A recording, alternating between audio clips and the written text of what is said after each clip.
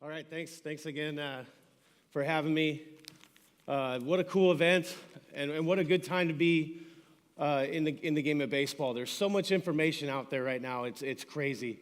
Like that stuff that Craig was just showing. It's just fascinating to watch and to see it in slow motion and see what these guys are doing behind the plate is pretty cool. So it's an exciting time to be a part of this game, and I'm just glad that I can get up here and share some more stuff with you guys. So. When I was thinking about another thing to talk about, one of the things that came to mind, and it kept coming in my mind, right? Like, do we want to go over metrics or, really dive into some stuff? And I kept thinking about, we have to teach our young players to create good habits, okay? And how do we do that?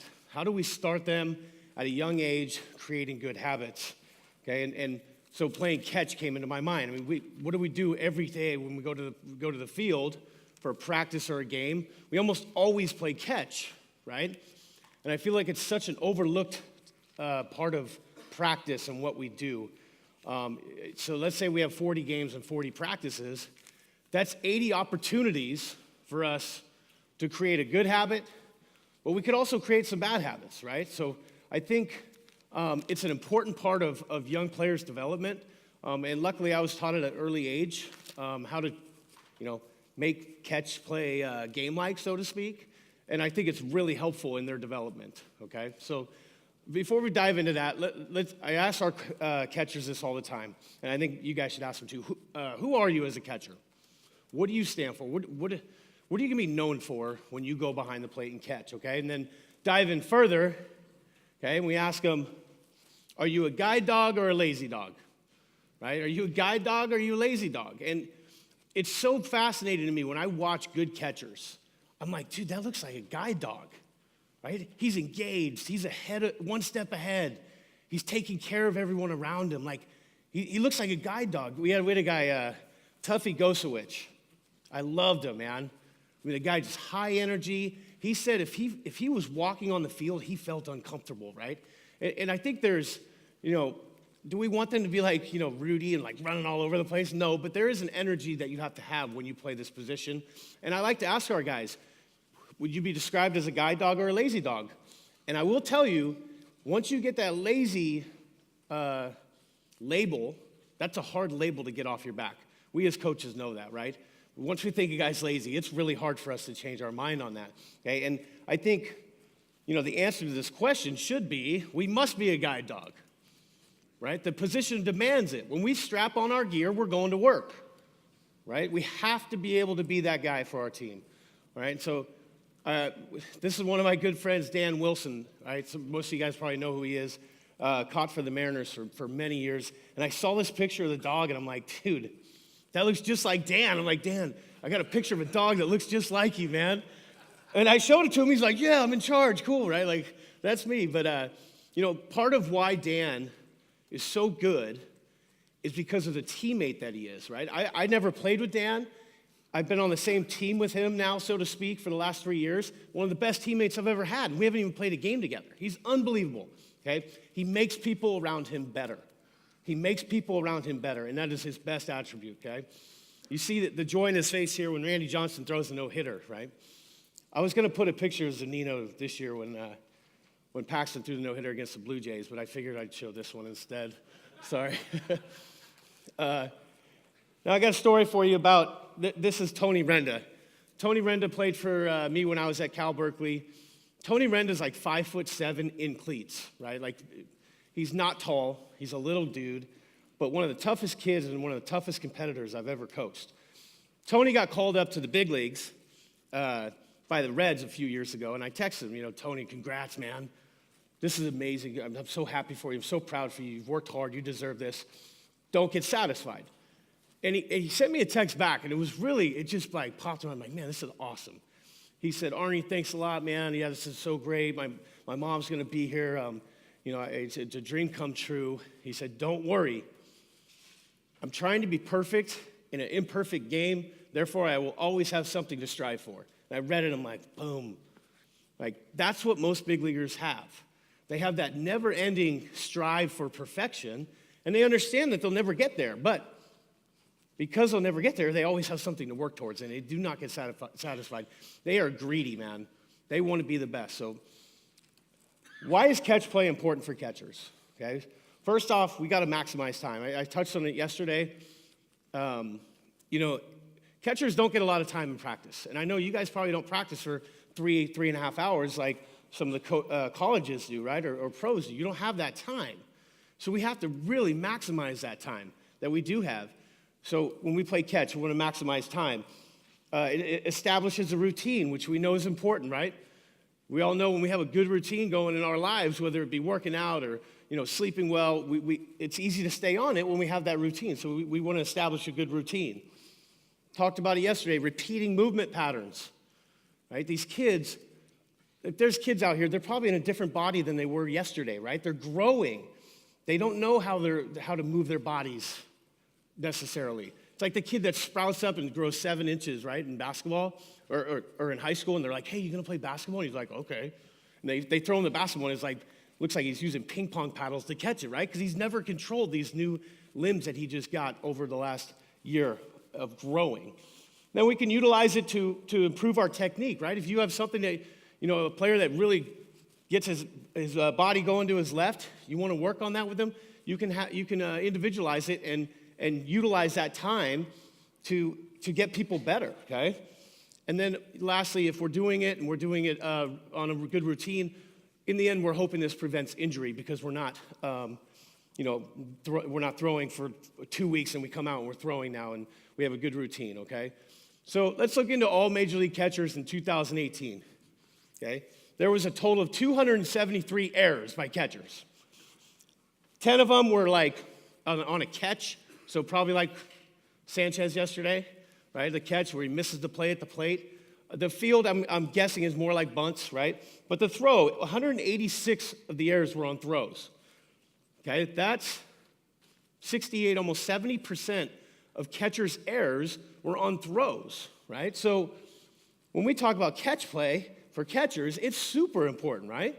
If we can receive the ball and throw the ball accurately, we're probably going to be all right. And you guys would all take that on your team. So super important that we pay attention when we play catch. So keys to productive catch, on purpose, with purpose. We talk about this with the Mariners a lot. Do things on purpose and do it with purpose, okay? Secondly, coach them up. It's on us, guys. Okay, even in the minor leagues, if we don't have a coach out there during throwing program, it isn't done with as much intent than it is when there's someone out there with a stopwatch. Like, okay, got a minute at 90 feet, let's go. Right? When you have that coach and you make it important, when the coach puts it in the practice plan and the coach is out there actively engaging with them when they're playing catch, when you make it important, they will make it important. But if you don't make it important, chances are they won't either, okay? Be athletic. Really promote this. I told some guys yesterday, one of the biggest things that I notice in younger players, like high school, college too, they don't get in an athletic position enough. You see infielders. Perry, I thought Perry's thing on preset or pre-movement, pre-pitch movement was great. Because when you watch him do it, it just gets you into that good athletic position, right? We want to promote athleticism, okay? We want to promote athleticism. Why? Here's Posey. I mean, this is just amazing. He's not practicing that, but he's being an athlete, right? Figuring out a way. If it weren't for instant replay, they actually called D. Gordon out on this, but instant replay turned it over, okay? Here we go, Sanchez. Now, this is pretty athletic. The ball is like 100-mile-per-hour nuke. It almost hits that lady in the first row. Watch these faces in the front row. Look at this. Whoa, right? And it comes flying back at him. He's got to catch it. Now throw to third. He gets the out. I mean, we can't plan for that. We got to be athletic, okay? And not just on the throw, but also on the catch, right? So you see this a lot. I probably did this too, but like you're playing catch with a guy and he throws it like over here and you're like, dude, come on, man. Like, hit me in the chest. Or short hops you and you're like, what the hell, right? We have to see those throws as opportunities to train ourselves to be athletic for the catch because we never know when we might have to jump in the air to make a catch, right? So if your partner throws it in the dirt, work to pick it and make a tag. Jump in the air and get it and make a tag, okay? There's an opportunity in every mistake. Then here, Brown for the Giants, just making an athletic play on the catch. And then Maldonado. Okay, catchers are athletes, okay? A lot of them are the best athlete on the field. Okay, things to consider when we're playing catch. age, level, ability, right? Okay, we got to know what we're dealing with here. How far out? Okay. Obviously, I'm going to show you our program is going to go out further than maybe 13-year-olds might go, but just tone it down to your level. You can cut it down to your level and what level you're at. And then how often and how long? Okay, how often do we do it? I know a lot of you, in high school, we're going to play catch probably 5 days a week, right? So we can do this more often. We could probably go a little bit longer time-wise, okay? But if you're only playing 2 or 3 times a week, you're going to have to really make sure that you don't overdo it with them, okay? We want to do it right. We want to make sure that they're doing game-like catch, but let's not go too far out. Make sure we build them up before we just push them out there. Know what they're doing in their spare time. So we got 5 segments of catch play. Okay, before we play catch, on the way out, on the way in, game-like on the way in, and then any extra stuff that you want to throw at the end, okay, for them to do. So, and I'll show you these. Okay, before we throw, we got to promote stretching, okay? We got to make sure we have a good dynamic stretch. Get them in a good habit of stretching, okay? The bands, I love bands. Do bands every day. Teach them how to do it properly, though, right? Study up on Jaeger bands and how to do what the right exercises are. Explain to them the benefits. And now weighted balls. Okay, I got a story for you. My son and I, you'll see him in a video later, but he's almost 6. We went down to the local high school, and he was riding his bike, and we were shooting hoops, and we were walking back, or going back home, and we walked past the cage. And there's 2 kids in there, probably 15, 16 years old, and they're throwing weighted balls against the fence. And they don't know who I am, right? So I walk up, I'm like, hey, what are you guys doing? The guy's like, we're doing a velocity program, right? Like, I'm like, oh, really? I'm like, what is it called? What are you doing? What program? He's like, oh. He's like, looks at the ball. He's trying to figure out. He's like, I don't know, but it's sponsored by the MLB. And I'm like, oh, cool, right? And I'm not a weighted balls expert, but they were not doing it correctly. Okay, they were not doing it correctly. And I walk away, and I'm like, man, it like popped in my head. I'm like, how many kids across the world are just going online and buying these things and just thinking, oh, I'm just going to throw them, right? And I've heard it. I've heard coaches say, or players say, well, my coach doesn't allow weighted balls, but they do it on the side. Okay, for me, if you don't allow weighted balls and a kid gets hurt, part of that I think is your fault. We need to be open to it. Okay, we need to study up on it. Okay, we need to learn about it so we can say, you guys want to do weighted balls? That's great. You're paying for them. Okay, but we're going to do them correctly. We're going to study up on it, make sure you do it correctly. I think weighted balls, when done right, are very beneficial, but they have to be done correctly, okay? So that's on us, again, as a coach, to make sure that we figure out what our players want and what they're doing, and then make sure they do it correctly. Okay, we're ready to play catch. Oh, sorry, I saw this online. I had to put it in the presentation. Not very athletic. So as we get into the catch play, okay, we want to transfer or receive every throw that comes our way. And then as we get longer, we tell our guys you do a play at the plate.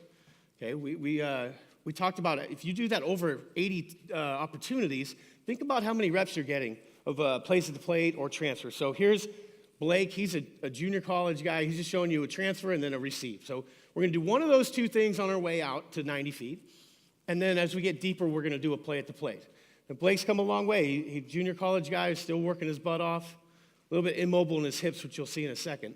Okay, 45 foot to start out, okay? And we're going to go no feet. So we're going to be here like this, here, and we're going to go no feet. We're going to dip the knee in this way, and we're going to get good direction with our shoulders, and then spin the ball out front. We want some good rhythm and direction. Okay, why no knees? I don't like doing drills on the knees because I feel like we just isolate the upper half, and we get in this turning motion, and then when we add the feet to the turning motion, my direction gets way off. Okay, so I don't like going off the knees. I think it's better to do it with no feet, but get a turn of the knee inward here to get you on line so they're working together with good rhythm, good direction. Okay, and then we go into 60-foot, 2-part catch. Why 2-part catch? I'll show you what it means. We're going to receive it and transfer and just kind of relax, and then we're going to shuffle to balance and throw. Now, where's my balance point on my body? It's my sternum, okay? It's my sternum. If I took a line down, it'd be right in this area here. That's about where we want our right foot to go. Stay short with this right foot, shuffle to balance and throw. Okay, why 2-part catch? If I was going to start playing the drums, I'm not going to just get on the drums and bust out AC/DC, right? I'm going to start out and it's going to be bump, bump, ch, bump, bump, ch, and then I'm going to start adding to it. Okay, we're isolating these 2 parts of the catch play. This is not rapid fire. You see a lot of kids do this, and they just like, wow, they're going quick, and they're super tired, right? It's receive, transfer, okay, shuffle to balance, and throw with good rhythm. See the throw all the way through, okay? So you'll see here, Blake's going to show you what that looks like. Transfers, he's not athletic enough, in my opinion. That's the no feet throw from 45 feet. And then here's a two-part catch. And getting here. Now, we talked about this yesterday on the transfers, and I like to compare it to opposite ends of a magnet, right? You push them together and they kind of want to go apart. As soon as you receive that ball, if you can get your hand away from the glove, okay, as we add that into our footwork, this gets online real quick. But if we continue to pull this back, like we talked about yesterday, and we carry that transfer, now we got to get this off somehow, and what we're going to do, we're going to shortcut it, and we're going to end up cutting, or the ball's going to sail on us to our arm side or in the dirt, okay? Oop, how do I go back?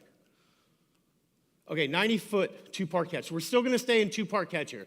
Transfer, shuffle to balance, and throw. Good direction, and then we talk about holding your finish, okay? Because when I hold my finish, and I get here, and I see the throw all the way through, I find out if I'm in good balance and if I have good direction. What you'll find is you'll tell guys to hold their finish, and they go here, and they go like this, and they're falling off to the side, and you go, okay, your direction's not good. And if they can't figure that out, then just stand next to them, have them throw with you right next to them. They won't hit you. They'll get on direction better, okay? So holding our finish will just hopefully reinforce good habits of keeping good direction, keeping our body going in the right direction instead of like Perry talked about, flailing off and the ball getting on the side of the baseball. Okay, so you see Blake here. Receive it and transfer it, shuffle to balance and throw. Nothing is groundbreaking here, guys. Nothing is groundbreaking. You may do this. I don't know. But it is important that we, as coaches, hold them accountable to doing this. Okay, on the way out past 90, we go to 120, 150, 180, 210, and maybe further. Okay, or maybe even shorter as well. It depends on what we've done the day before. It depends, like in spring training. We're going to throw to bases. We're not going to go out as far. Okay, we're going to go out to maybe 150. But if we haven't thrown in a few days, we're not doing a lot in practice, we're probably going to get a good long catch in and get some long toss in. Okay, we want to get good extension through the baseball, elongate through the ball. Elongate through the baseball, and then every single ball that they catch that's past 90, they should be doing a play at the plate. Get that rep in. Think about how many reps they can get over a season if they just did play at the plate on every ball that comes up to them from 120 and beyond. So you see here, this pop gun arm by me, terrible arm, okay? And then Blake gets it back and he throws and I do a play at the plate. So you see him do a play at the plate, get up, reshuffle, get four seams, and you'll see him kind of angle his shoulders upwards. I talked about it yesterday in the Q&A, the shoulder tilt. I think you'd be surprised if you slowed your players down, the young players, how downhill a lot of their shoulders get when they throw. They're literally like this. And it was like popped in my head at a camp I was doing a few months ago, and I'm like, that doesn't look right. What's going on? I'm like, you know what? Try to tilt your shoulders up. And the kid tilted his shoulders up. He got into his backside better. He got through the baseball better. And I was like, wow. And then I started using it with Blake, and it was like, he's like, that feels good. I'm really getting through the baseball more. It gets you into your backside more. Then I looked at these pictures, right? Posey's a little bit maybe downhill, but not much. But we'll see kids that are 14, and they're literally like angled downward, which I think puts a lot of strain on your elbow, okay? It's a lot of strain on your elbow, and you got to get under it and then up and over the top of it. You're not going to have a lot on it. So you'll find when you get them to shoulder tilt, we're not talking this much, but just a little bit of shoulder tilt, they will actually get through the ball through the ball better. What we see is a lot of kids, because they want to get it there, they shoot out, right? They shoot out, and they get here, and they cannot catch up. Their arm can't catch up to their body. Once you say, hey, get a little more tilt in your shoulders, what you're going to find is they won't shoot out as much. They actually get into this back hip better. Now they're in this good position to throw, okay? So angling the shoulder tilts is something that I found has really worked well for those younger kids that are really, especially the ones that just moved up to the next level and they're throwing to a longer base. This could really help them. Posey right here, just nice and smooth, short right step. Now he goes a little bit to his left here because it's a left-handed hitter. Okay, he's got to create some space for himself. But he's good at getting his momentum just right on line, right? He's good direction, and obviously he's got a really good arm, okay? So when we come in, we're going to do game-like throws at 127 feet. or whatever your distance is to second base. So if you're on a smaller field, whatever you get, okay? So here you'll see Blake's going to do, he transfers it, which is fine. He gets down in his stance, and he's throwing the ball to second base, okay?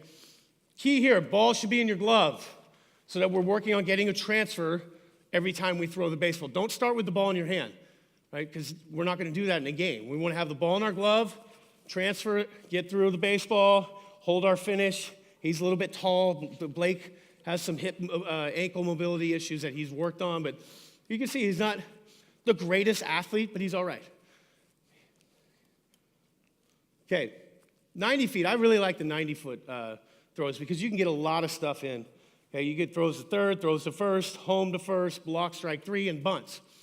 Okay, key here, when we go, I'm going to show you here. There's AJ. Okay, watch this catch. Oh. So he did third base, and now he's doing first base. Now, the key here, it's so funny. We think we know the field, like the baseball field. You think kids would know it, right? Say, all right, we're going to throw to third. So I'm playing catch with him over there, and they're like literally facing this way, and they're throwing 90 degrees. Right? It's not how it is in the game, right? We got to make sure they're at 45. And it's like every time they play catch, I'm like, dude, you're not throwing 90 degrees. And these are pros, right? If I have to remind pros, I'm sure you guys are going to have to remind high school kids. I'm positive, right? Same thing first. We should be here and not angled this way and trying to throw that way. Make sure we teach them how to do it properly. And then we have to be there to coach them up. And then you'll see here, he's doing a home to first, ball and glove, home to first. Again, nothing groundbreaking, people, right? This is not groundbreaking. It's how can we maximize our time when we're playing catch, because we're going to play catch anyway. So you see him do a home to first, and then you see him do a block strike three. You'd like to see him get in a little bit better blocking position. He's rushing through for some reason. He probably had a date or something, but there's AJ again. Okay, we're doing bunt to third, and then bunt to first. That's bunt to third, and we got bunt to first here. Easy one. He gave himself an easy one, okay? Again, just game-like throws. Then towards the end, what we want to do is get into some quick toss, receiving. You can do some blocking as well, okay? You can individualize it to what your kids need, what each kid needs. So you see here, this is in a cage, so they don't have a lot of room, so they're not throwing the ball very hard. But if you have 4 catchers, time them. Say we're going to go 10 seconds. Whoever can get the most throws in 10 seconds wins. We're not really worried about technique here. We're promoting them to be athletes. Say, be quick with the baseball. Get rid of the ball as quick as you can. Right? We see a lot of Latino players come over from like Dominican, Venezuelan, and their hands are unbelievable. I always joke with them. I'm like, yo tengo Latino manos, right? I have Latino hands, right? Because my hands are quick. But growing up, we always messed around with the baseball. They're not thinking about their technique. This is where you allow them to be athletic, okay, and get rid of the baseball, see how fast they can go. If they make mistakes, sometimes that's actually good. They're finding out how fast they can go. They might surprise themselves. And then what's happening here is their bodies are self-correcting to get the ball in the way, much like Posey when he figured out how to throw the ball around a guy 127 feet, which is just baffling. Then at the end, you can work on some receiving stuff, like Craig said earlier. And we talked about repeating movement patterns, right? This stuff should be done with purpose so that we can go in a game and be prepared to play. So this is just a 15-minute program that we would use in spring training. You see a minute at 60 feet, a minute at 90, minute and a half at 120, minute and a half at 150, 1 minute at 180, 1 minute at 210, 1 minute pull downs, which is really they can take a crow hop and get through the baseball and pull down and get through it. And then we like to spend a decent amount of time at 127 so they can get a good amount of throws to second in, and then also at third. Now, if you want to bring them to the field for that portion, you can do that too and get those throws in as well. Now you're getting game-like reps, okay? And then we come in for quick toss and whatever extra stuff we have. Now, this will vary. It will be 12 minutes some days. We won't go out to 210. We'll go to 180. Okay, common mistakes. Okay, we assume that they know what they're doing as coaches. We assume that they know what they're doing. We can't assume. They create bad habits. We're not there to coach them up. Then they create bad habits, and we wonder why they, in the game, they're going this way to throw that way, and you watch them play catch. Hey, did you see that show last night? That was sweet, right? And he's going this way. Right? And they're just creating bad habits. And then lack of emphasis from coaches. I think it's really on us. Okay? If we can explain why this is important to them and really sell it to them and then be there and show them that it's important to us, they will make it important. It's like we talk about with the Mariners.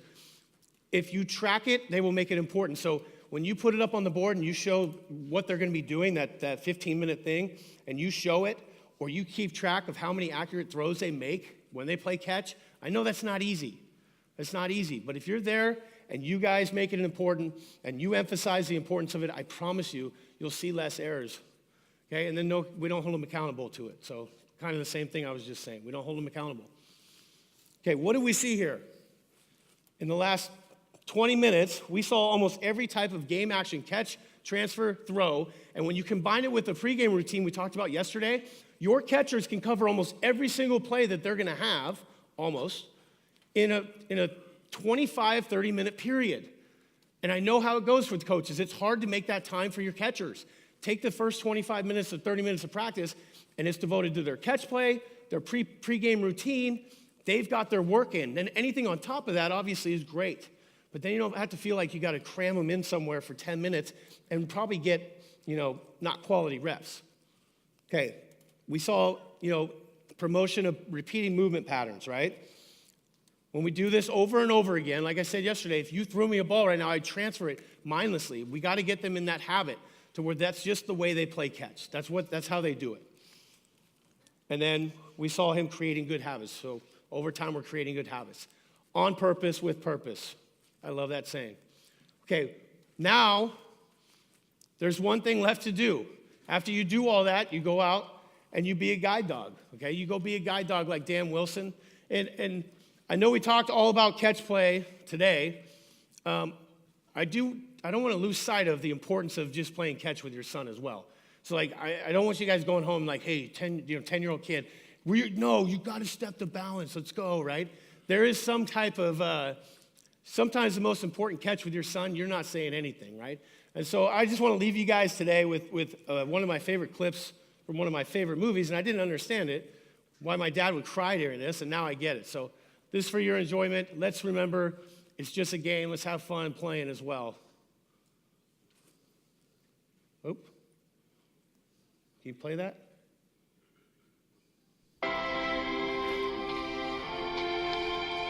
Hey, Dad? You want to have a catch? I'd like that.